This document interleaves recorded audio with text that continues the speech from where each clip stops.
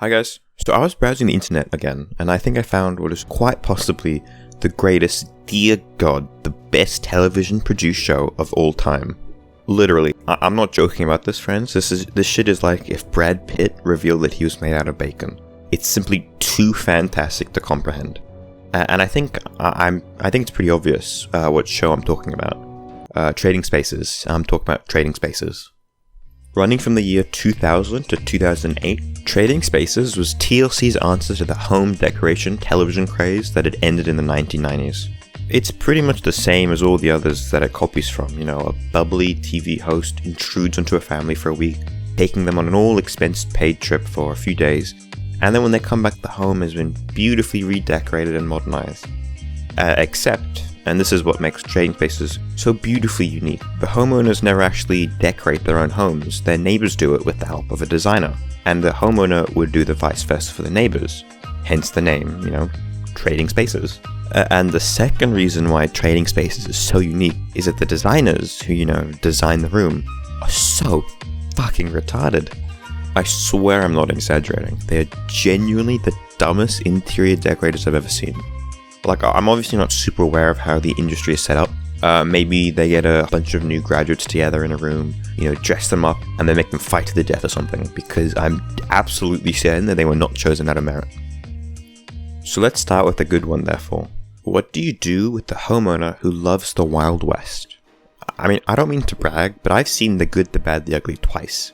So I have a deep respect for the Western. And you know what? The Trading Spaces designer Hildy does too. She just has such a great respect for the genre. She loves the look of cowboys, horses, and sweaty men. And when the designer likes Westerns, and the homeowner probably does too, you're gonna get a little Western in that room. But then the question arises, well, how? Maybe you could style it like a saloon, or maybe you could duct tape Clint Eastwood to the ceiling. Those are both great ideas, and maybe the designer could have gone down this route and make a nice little niche home design with its own sort of aesthetic, I'm sure. It would have made a nice little conversation starter, A husband and wife from the cockfight you go to are invited over. You let them in, you take off their coat, maybe off them a little Chardonnay, and there, in the corner of their eye, they see the helpless eyes of acclaimed actor and director, Clint Eastwood. I think that's quite nice. But instead, the designer went with a just weird choice of fucking hay glued to the walls. That's just fucking weird. Don't get me wrong, I fucking love hay. It's a soft, sensual piece of material. But I just don't understand its position in the modern home. You really have to fucking wonder at what goes through the minds of the carpenters who are actually renovating these homes. Can you imagine working your ass off as a tradesman, fucking spending countless hours mastering a handful of tools just to have some pretentious prick from Paris tell you to get out the Elmer's glue? That would be pretty fucking obnoxious in my opinion. But you know what? The homeowners loved it. They were ecstatic, completely. When they opened their eyes, they genuinely fell in love with it at first sight. There's a very primitive, childlike wonder in all of us, and I'm fucking messing with you, they really fucking hated it. I mean, it's fucking hay, glued to the ceilings and shit. Obviously, when they got the letters inviting them onto what was genuinely the most viewed reality TV show at the time, I don't think this is what they were expecting. They're probably looking for a modern, neo-art deco design, and in my opinion, they just got fucking hay. Alright, the next one up, and I'm just gonna get right to it this time. No distractions or anything. Imagine you wake up one morning in an Amazonian rainforest. You stand up slowly, but you realize that something's not quite right.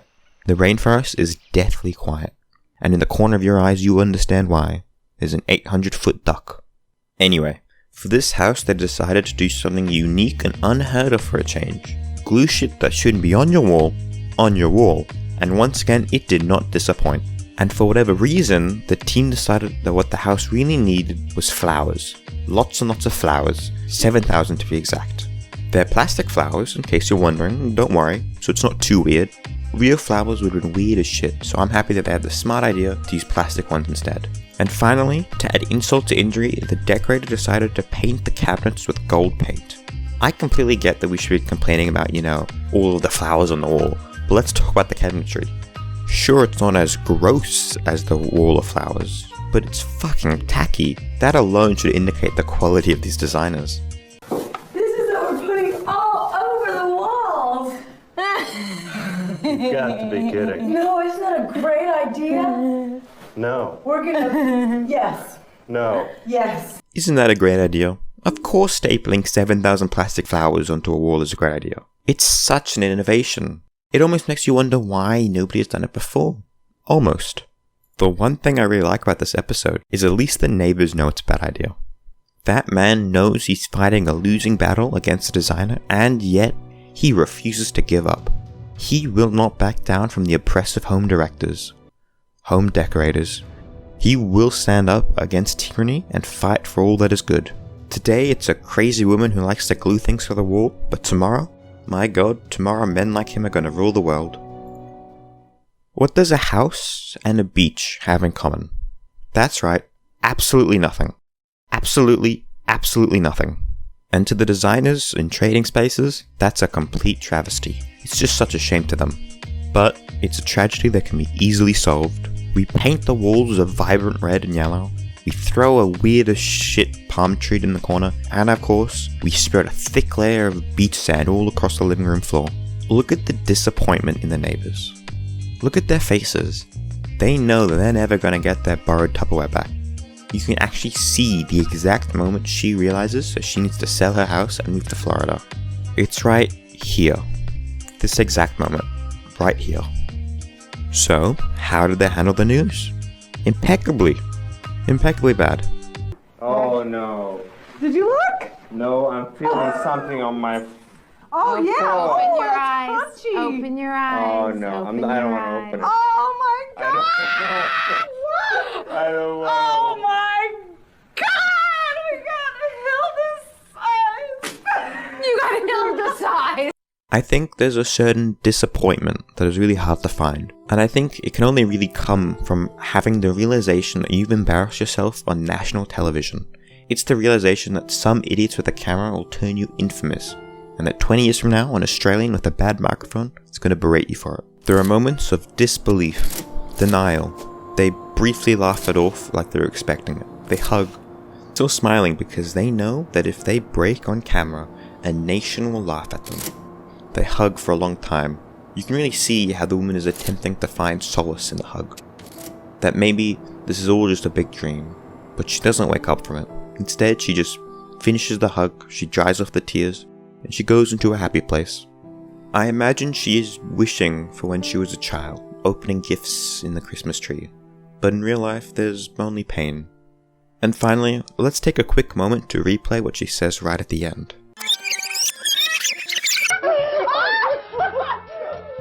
I don't want Oh, my God. We got Hilda's eyes. Those are words that will remain etched in the hearts of TLC. We got Hilda-sized.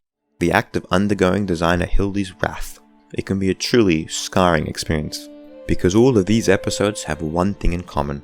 Hildy motherfucking Santo Thomas, the home decorator from hell. She was a dedicated designer for all 8 seasons, and God forbid they decided that for whatever reason she'd be coming back in the 2018 revival.